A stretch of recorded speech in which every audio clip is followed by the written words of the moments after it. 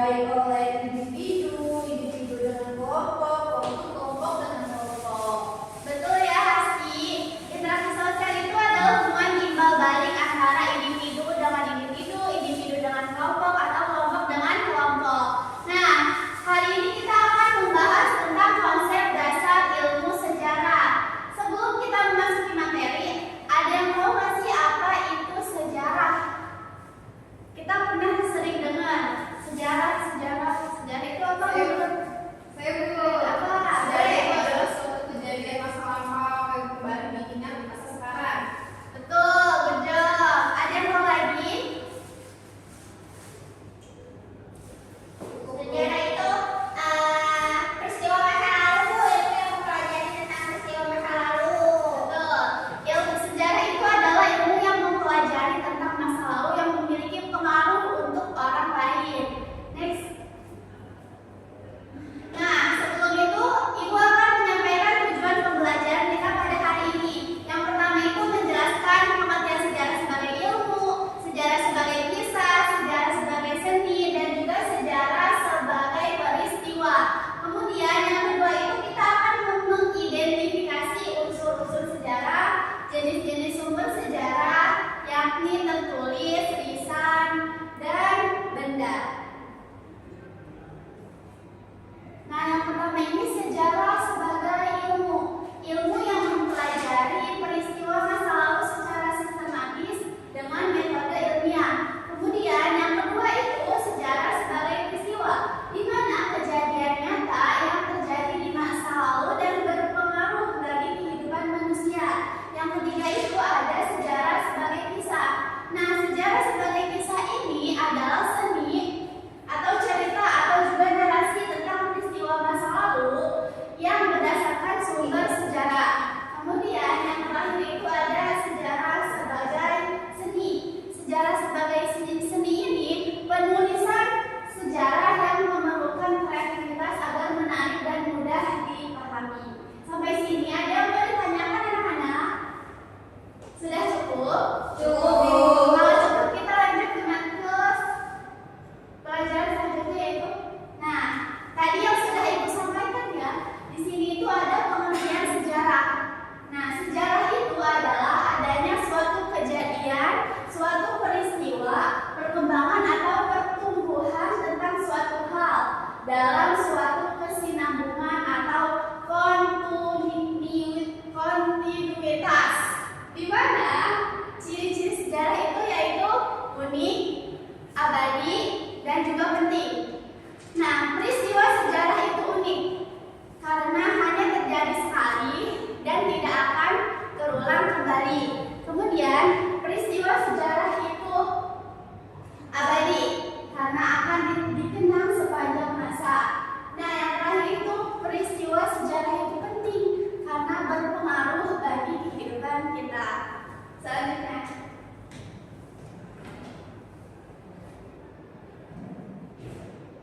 Nah, di sini itu ada unsur-unsur sejarah. Unsur-unsur sejarah itu ada 3. Yang pertama manusia. Manusia ini adalah selaku pelaku dalam sejarah itu tersebut. Misalnya kejadian pembacaan teks proklamasi. Nah, di sini itu manusianya siapa? Ada yang tahu? Ibu. Siapa? Bapak Soekarno. Betul sekali, good job Pintar. Nah, manusianya itu yaitu Insinyur Soekarno. Kemudian yang kedua, waktu, yakni kapan peristiwa itu terjadi. Ada yang tahu? Nah, tadi kan manusianya itu Insinyur Soekarno. Kemudian yang kedua itu waktu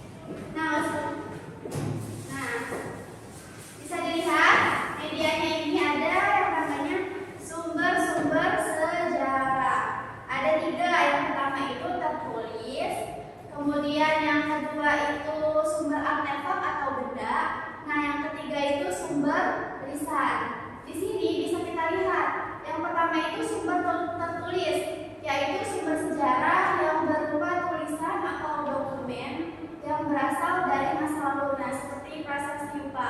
Prasasti Yupa ini berupa tulisan-tulisan dari masa lalu. Kemudian yang kedua ini ada naskah apa coba? Naskah teks proklamasi. Ini merupakan contoh sumber tertulis. Kemudian yang kedua itu ada sumber artefak atau benda. Nah, sumber artefak atau benda ini sumber yang berupa benda-benda peninggalan sejarah di masa lalu. Contohnya itu ada batu-batu nih, batu-batu dari peninggalan masa lalu. Kemudian bentuk bangunan seperti Candi Prambanan. Kemudian ada apa lagi? Candi Borobudur. Nah, yang ketiga itu ada sumber lisan. Ada yang tahu apa itu sumber lisan? Cerita dari orang-orang atau informasi sejarah yang disampaikan oleh yang telah melihat secara langsung peristiwa sejarah itu. Kemudian sekarang ibu mau membentuk kelompok menjadi 2 kelompok. Nah, di sini ibu akan memberikan soal berupa studi kasus. Nah, kalian di sini menganalisis studi kasus tentang peristiwa G30 SPKI, gerakan 30 September. Kemudian yang kedua itu kalian menganalisis benda atau gambar yang ada di LKPD ini, oke? Sudah paham? Diskusi dulu. Iya, Bu.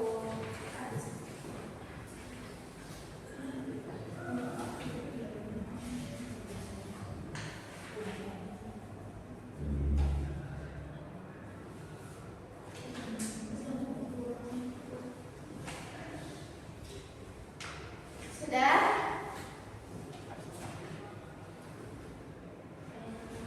Ada yang mau ditanyain?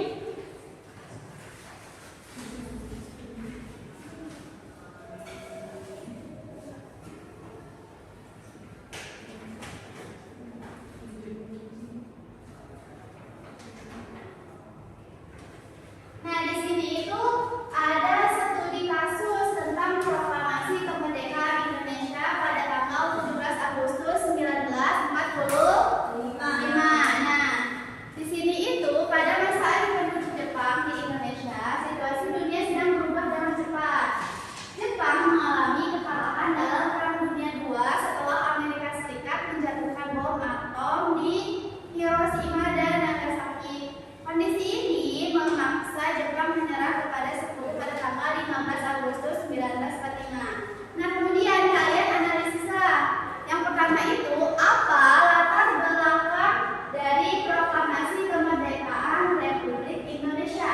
Kemudian yang kedua itu apa perbedaan pandangan antara golongan muda dan juga golongan tua.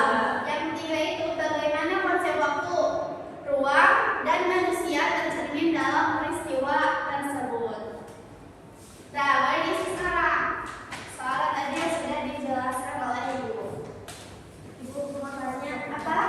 Ini yang mana aja, Bu? Nah, ini. Ibu, ini dijawab semua ya? Ibu ingin bertanya. Iya. Ibu tadi kan, Ibu ingin bertanya di sini kan ada soal apa latar belakang dari proklamasi Indonesia. Saya masih bingung Ibu, maksudnya latar belakang itu ya seperti apa yang harus dijelaskan sama teman kami. Oke, latar belakangnya ya. Mulai dari kapan sih peristiwa itu terjadi? Misalkan Insinyur Soekarno itu membacakan teks proklamasi pada pagi hari, atau bisa juga pada siang hari, atau bisa juga pada waktu malam hari. Nah, kemudian setelah kamu jelaskan itu, kamu tentuin waktunya kapan terjadinya, apakah pada tanggal segini, misalkan tanggal 16, tanggal 17, dan sebagainya. Berarti kejadiannya. Berarti kejadiannya. Terima kasih Bu. Bu bisa jelas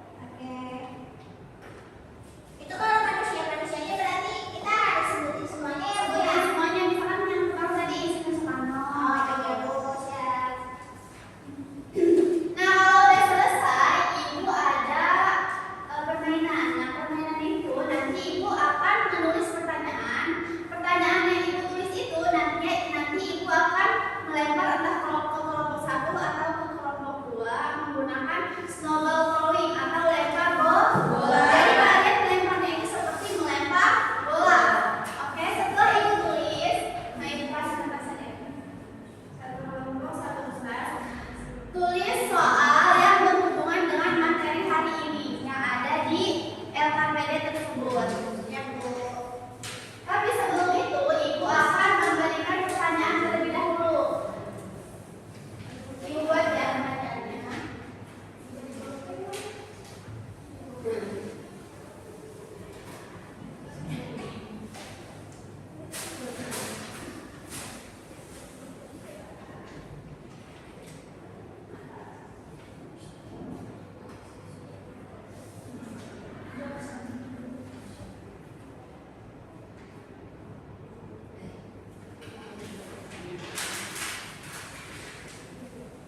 Nah, setelah kalian tulis soal, Ibu akan melempar soal, kalian langsung dijawab. Kemudian setelah kalian jawab, kalian membuat soal, kemudian diikut lagi sama soal kalian. Kemudian yang kelompok lain membuka soal dari kelompok yang tadi melempar bola. Oke, dimulai dari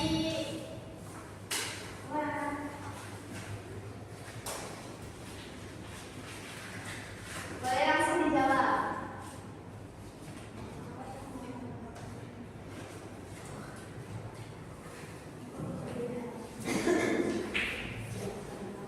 Oke, saya dapat pertanyaan tentang apa yang melatar belakangi peristiwa G30 SPKI.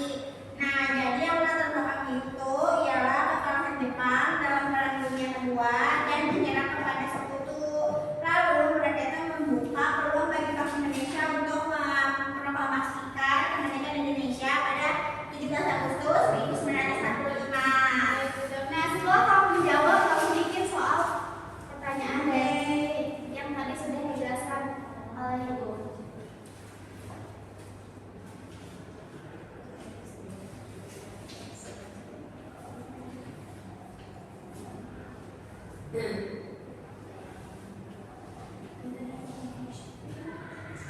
Nah, dideklarasi ke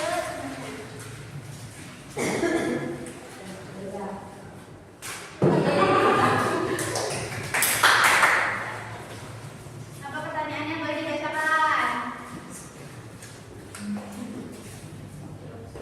Pertanyaannya, apa perbedaan pandangan antara golongan muda dan golongan tua?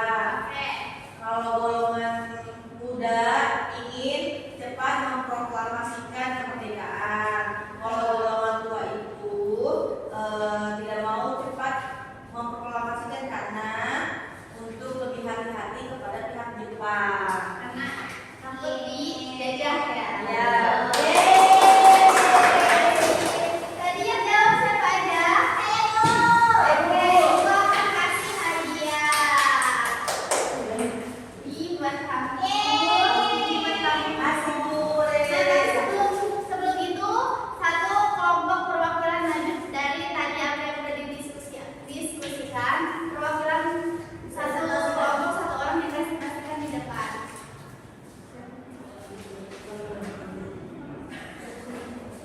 Dari pertanyaan yang tadi Ibu sudah sampaikan.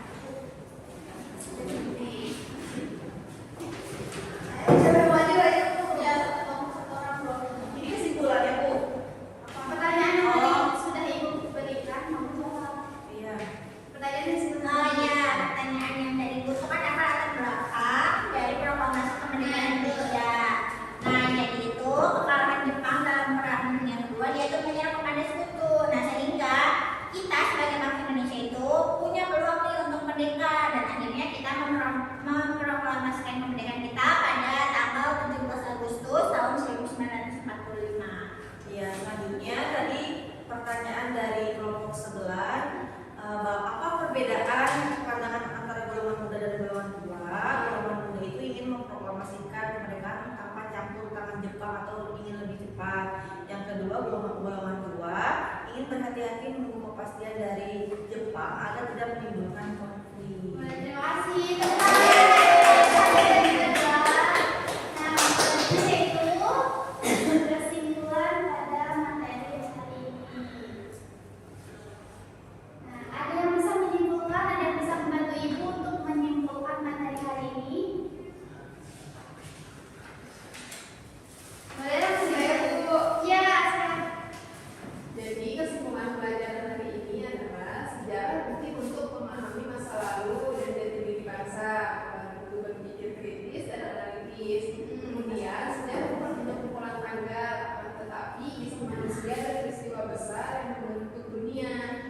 Dengan mempelajari sejarah, kita dapat memahami asal-usul dan berbagai peristiwa, institusi, dan masyarakat, serta melacak perkembangan mereka dari waktu ke waktu. Baik, terima kasih Lela. Dan kesimpulan pada materi kali ini yaitu sejarah itu adalah peristiwa penting yang terjadi di masa lalu yang berdampak pada masa sekarang. Nah, ciri-ciri sejarah itu ada 3. Yang pertama, sejarah itu unik karena hanya terjadi sekali dan tidak akan pernah terulang kembali. Kemudian yang kedua itu ciri-ciri sejarah itu abadi karena tetap dikenang sepanjang masa. Nah, yang ketiga itu ciri-ciri sejarah itu penting karena berpengaruh bagi orang lain. Nah, mungkin itu saja